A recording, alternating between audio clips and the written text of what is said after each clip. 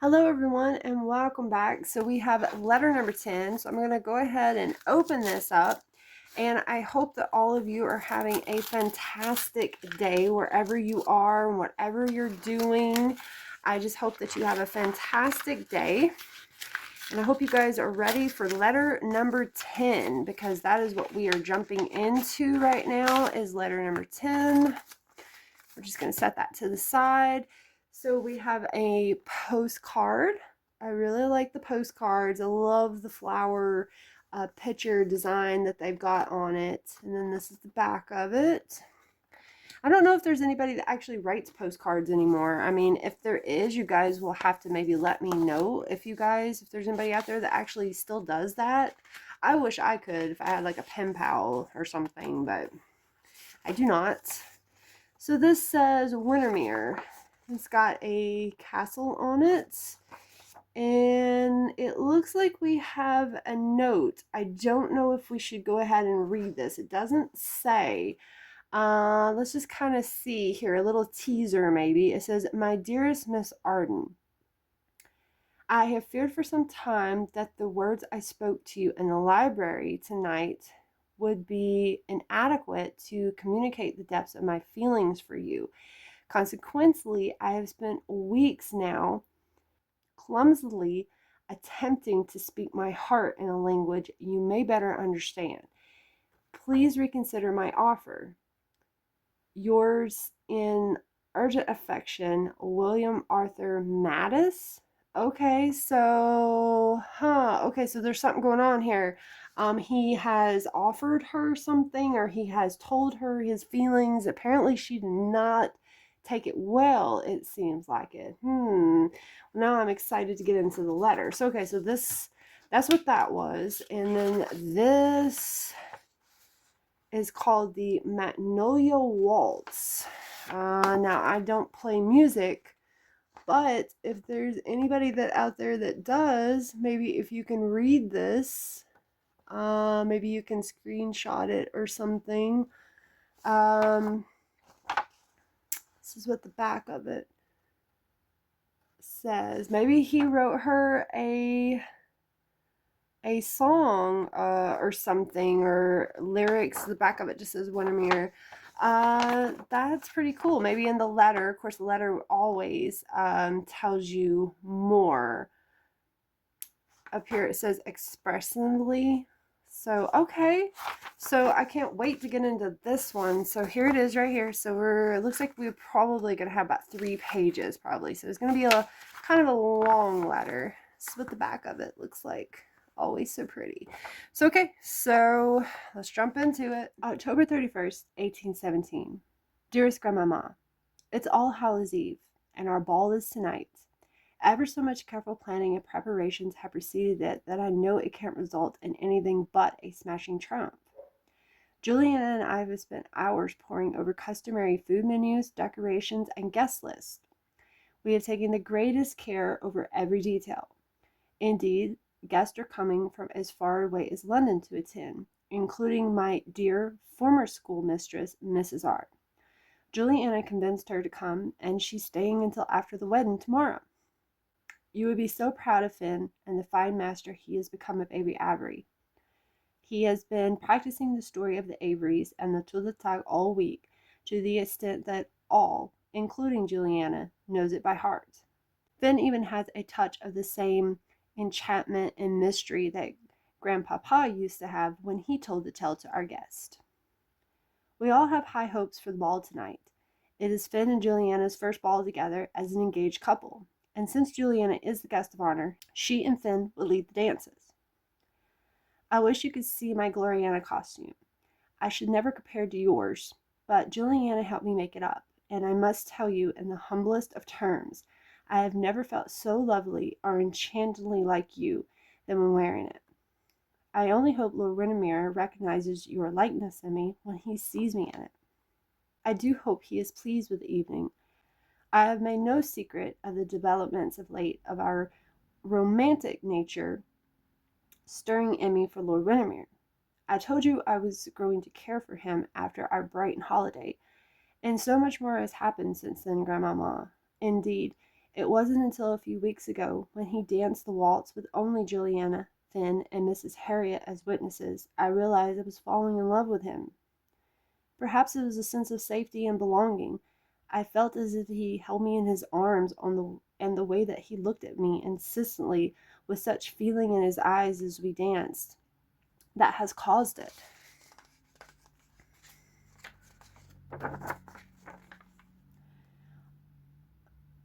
Or perhaps it is the immense pleasure I have felt every day since his gaze has met mine.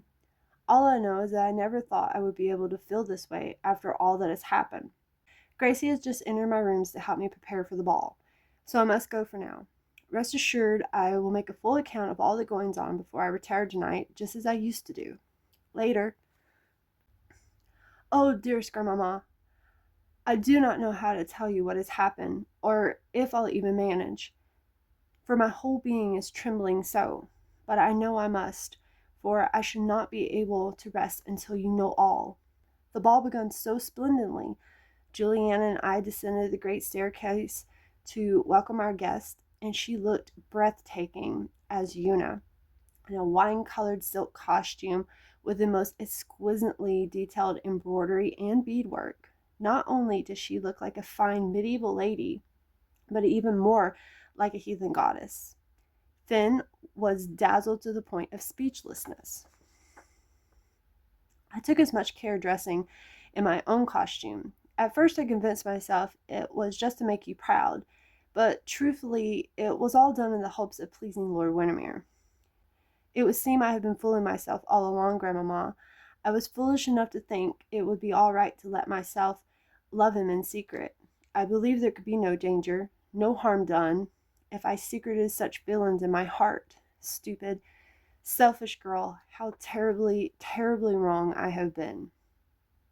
The evening progressed so perfectly.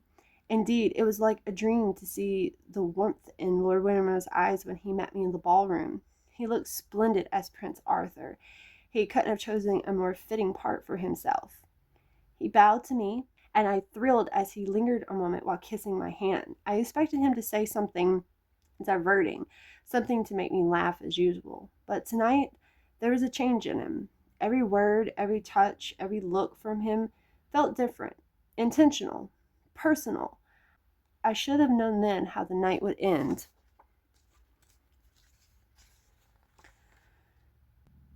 He and I were previously engaged to dance the first set together to open the ball. I must tell you, grandmamma, with Lord Windermere leading me into the dance floor, I wasn't afraid to garner notice in the crowd for the first time in 2 years. The only notice I cared about was his. It was also very perfect, so perfect, in fact, that I found myself dreaming of a future with him, the sort of future I have not allowed myself to even consider since the night of the accident. It was as though I was under some sort of fairy spell. The possibilities Lord Windermere awoke in my heart both frightened and thrilled me. I felt as though I truly was the fairy queen, mistress of her home realm and her own fate once again. For a moment, I actually believed I too could have the compassionate marriage I foresaw for Finn and Juliana, the same kind of marriage you and Grandpapa shared for so many years. But then midnight arrived, and as if by some evil enchantment, the spell broke. Everything suddenly went dreadfully and irreversibly wrong. For you see, Archimango, the evil sorceress sent to thwart the brave knights of the Fairy Queen, arrived uninvited to the All Hallows Eve ball in the form of none other than Lord Alexander Portlanton.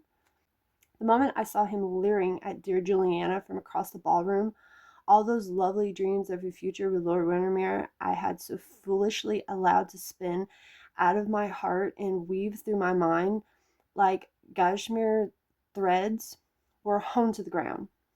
For in the person of Lord Pennington, the reality of what I am and what I have done came crashing down upon me. I have never seen Finn so angry in all my life. Pennington was not invited, of course. How he even knew of the ball is a mystery. But there he was, intent on ruining or at least taunting Juliana's happiness with his presence. Never mind how his presence might affect my own. After Lord Partington insulted Finn and then tried to harass Juliana, Lord Windermere became the hero of the night. Just like Prince Arthur, he played peacemaker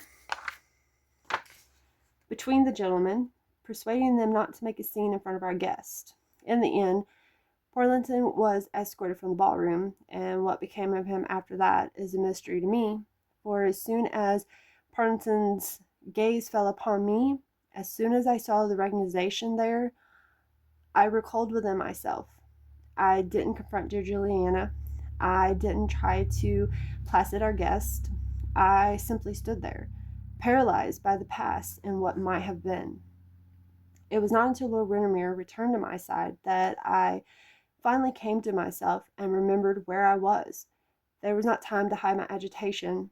I knew the change in me had frightened him, for after inquiring twice if I was well and received no response, I felt him lead me from the ballroom. My next recollection is of him sitting me down in the library and pressing a flask of champagne into my trembling hand. He told me to drink and asked again if I was all right. But then I recovered enough to answer him. I told him I was simply in shock over the altercation between my brother and Lord Partington. Lord Windermere told me I had nothing to fear, that the villain was gone and would not bother us further. Only then did I realize the knuckles on his right hand were bleeding. I forgot my own worries for a moment and fetched my handkerchief from my pocket to stop the flow. The entire time I dressed his wound, there was silence between us. But oh, grandmamma, I imagined that ever so much was said in that silence, and I was right, for when I finished tying my handkerchief about his hand, Lord Windermere grasped my own from my lap, and before I can stand to stop him, pressed the tenderest of kisses to my open palm. I couldn't breathe. I couldn't speak or move. I was paralyzed once again, but for reasons equally exquisite as my horror had been at Lord Partington's careful arrival. Lord Windermere seized upon the silence and spoke the words I have dreamed of hearing from him since we waltzed together. He told me he was in love with me, and that he had been since we first met in London 2.5 years ago. He told me how he had only grown to love me more in the past few months, that it became his greatest desire, his fondest wish, to win my love in return and spend the rest of his life caring for me and bringing me joy. Then, dearest grandmamma, he asked me to be his wife. The love, the tenderness, the hope in his eyes that were fixed fully upon me, was almost more than I could resist. All my newfound hopes and dreams that were very much alive from Partington's arrival, were now within my reach. But it didn't matter, for the sight of Lord Partington had already reminded me of why such dreams can never be mine. And so I refused him, my heart breaking with every word. I told him, the most excellent gentleman I have ever known and truly loved, that I couldn't marry him. Then I fled from the library. I didn't stop despite his calling out to me repeatedly. I didn't pause until I reached the family wing, for fear I would return and accept. Once inside my chambers, I returned to my bed and wept so bitterly my heart nearly burst. Then, as promised, I sat down to write to you. I had barely put pen to paper when I was interrupted, however, by a soft knocking on my door. I feared to open it. I was in no state to face Finn or Juliana inquiring as to why I was no longer at the ball. When I finally did open the door, all I found was sheet music and a note. I believe I finally discovered the real culprit has been leaving me scraps of music to decipher. Tomorrow, after the wedding, I will walk down to Magnolia Grove and play Lord Windermere's song. But no matter how beautiful the melody, or how much more my heart will break of hearing it, I know it won't change anything. I hope in my refusing Lord Windermere, you will now see how truly sorry I am for what I have done. Your most repentant, Adelaide, Magnolia. Well, I have to say that's the saddest letter I think I've read, guys. um, as always, down here in red, I always tell you guys that you can go to flowerletter.com. You can go to their website if you want to learn more about words that was highlighted, or if you would like for me to go over them, just let me know and I will. I didn't really see anything that was pretty much, you know, that needed to be like researched or I needed to go over with you guys or anything like that. But I have to say, this letter was, I mean, it started out really good. And I was very shocked to really find out that she refuses him. And I'm still kind of confused because I don't know what's going on with this Lord Portenton. I think I'm saying his name right, but I really just don't know what's going on with him and what this big secret is and like what's going on. So I don't know. Maybe we'll find out later on. We have quite a few more. So there they are, right there. It's all those letters. So yeah, so hopefully we're gonna find out what's going on in them. I mean, we haven't even hit halfway yet, but that was like the saddest moment that I think I've read in these letters so far. That really just kind of got me down with her. But I hope things get better for her. Maybe we'll hear from her grandmother maybe in the next letter, or you know, maybe Lord Windermere, maybe. But yeah, you guys let me know what you think about this. I truly love the ball. I wish it had talked a little bit more about the ball and about the masquerade, and I wish it had maybe gave us like a picture or something of their dresses and how they had made them, because that would have been pretty cool to have kind of seen you know, their dresses and their costumes and stuff. So our next letter that we're going to be on will be letter 11. So I will hopefully see you guys back here in letter 11. And let's hope that it gets happier. Let's hope the next letter is not going to be sad. I don't want every letter to be sad and romantic. I want to be, you know, have a little action in there, and I want to see some good stuff happening. Hopefully the wedding is going to be in the next one, and we'll get some pictures or something from it. So I hope you guys enjoyed this video, and I will see you guys back here in letter 11. Bye.